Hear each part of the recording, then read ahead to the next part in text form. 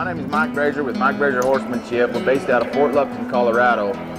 My wife and I, Laura, we've been together since we were 17, juniors in high school sweethearts. And we've got 3 kids. Colton is 15 this year. Braden will be 14 in September. And my little girl, Aubrey, she's going to be 11 here in June. And we ride and train horses up there in Fort Lupton. We've been doing it for a little over 20 years now, right out of high school. That's all I've ever done is ride and train horses. And we have a simple approach to training horses in horsemanship. And, you know, we kind of have adopted the motto of KISS, keep it super simple. There's lots of people out there that are phenomenal hands, but sometimes they don't completely connect with people. And I feel like we're in a people business, and horses are what binds us together. You know, like I said, I went to LCCC up at Cheyenne and got to learn a lot of things up there, and been able to ride with some phenomenal mentors that I've had over the last like 20 years. And I'm a student of horsemanship myself. I'm not done by any stretch. I believe it takes a lifetime to live a lifetime, and it takes a lifetime to learn what we're trying to learn. And so, you know, I've been given this gift of being able to connect, and so I want to be able to use that gift. You know, I've been coming to the Horse Expo here. We're at the Horse Expo 2016, and I've been a clinician here for the last 4 or 5 years. I've done the Heritage Ride a couple times in a row now, and I just like being around people, and I like being around people who want to learn more about horsemanship.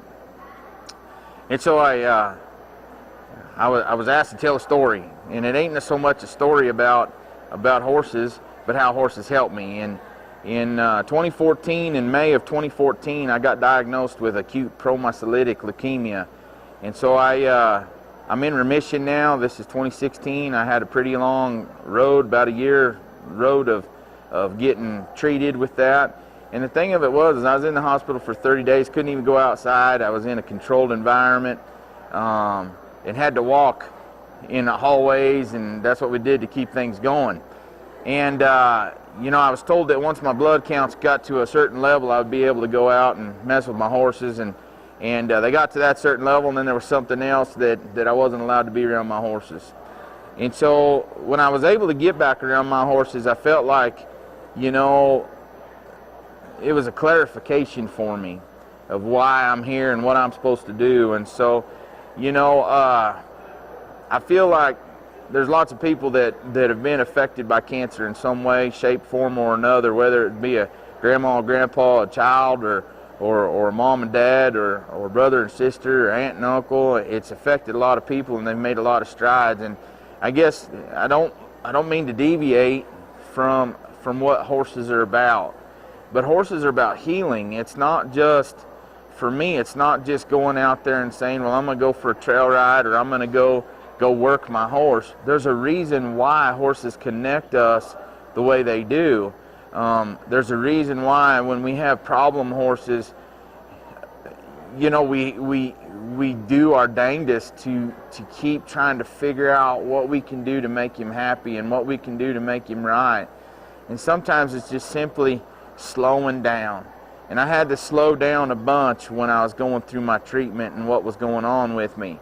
It made me slow down and go, I gotta kind of make sure things are right, because if I get hurt, it could hurt me bad. And so I've learned how to slow that down, and I've been so blessed to work with some of the finest horsemen in America today. And you know, I don't have the certifications of this person or that person, but the hands that I've been able to be with have been phenomenal. They're the ones that have taken me to where I want to go and where I'm headed. And I tell people a lot of times, you know, you got to ask yourself 3 questions, you know, is who are you, where are you going, and why are you going there? And I'm starting to understand who I am, and I know where I'm going, and I'm starting to understand why I'm going there. God's given me a platform with these horses to maybe affect 1 or 2 people. And I feel like if I can affect 1 or 2 people at one of these events, you know, every time I go, if I can help 1 or 2 people, you know, and then they go, well, I learned one time, this guy named Mike Brashear, he had this foundation and finish horsemanship deal, and I learned something from him, and he said this. Well, then they've affected a couple of people. And in the course of time, over time, that'll carry. And you might come across that 1 or 2 people that it was maybe diluted a little bit way down the road. They'll come back to that and they'll say, well, I heard one time this guy say, and that's okay with me. They don't have to give me credit. But if they say, well, I heard one time this guy say, do this, and they do that one thing with that horse, and all of a sudden that horse goes, the light bulb came on. Well, I affected a whole lot of people, and I affected that horse, and I wasn't even involved.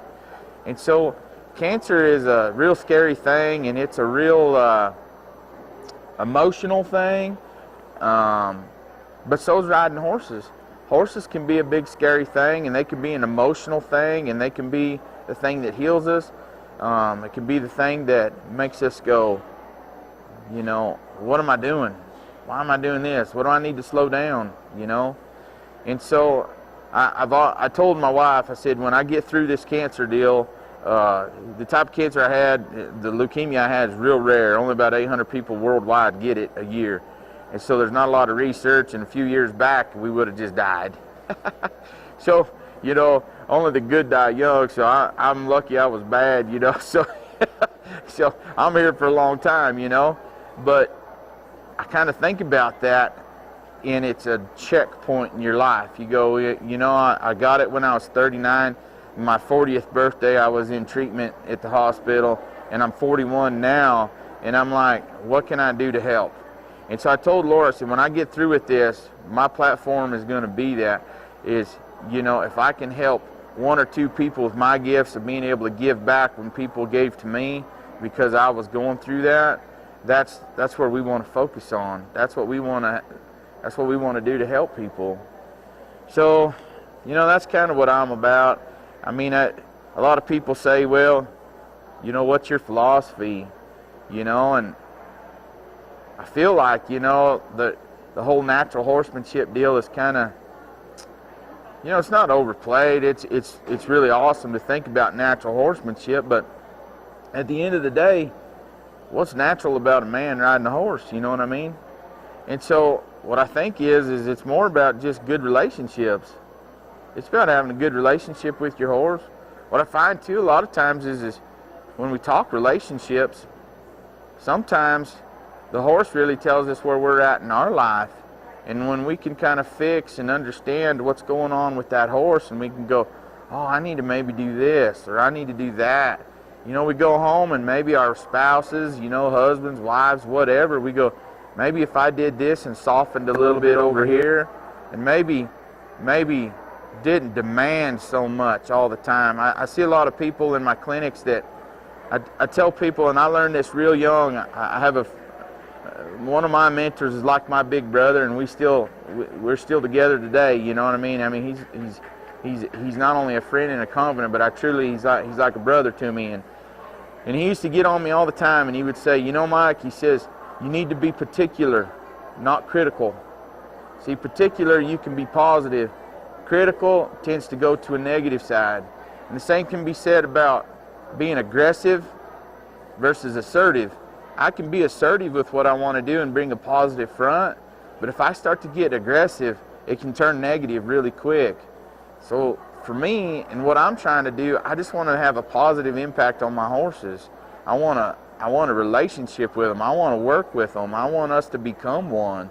When you see that relationship between a man and his horse and his dog and his wife and his kids, and you can say, man, I want to be like that guy.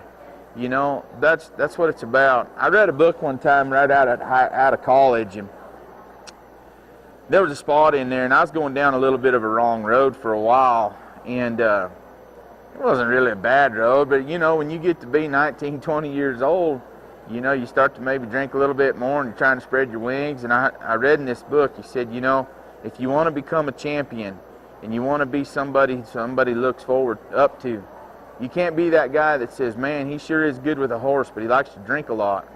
I never want to have those negative influences in my life.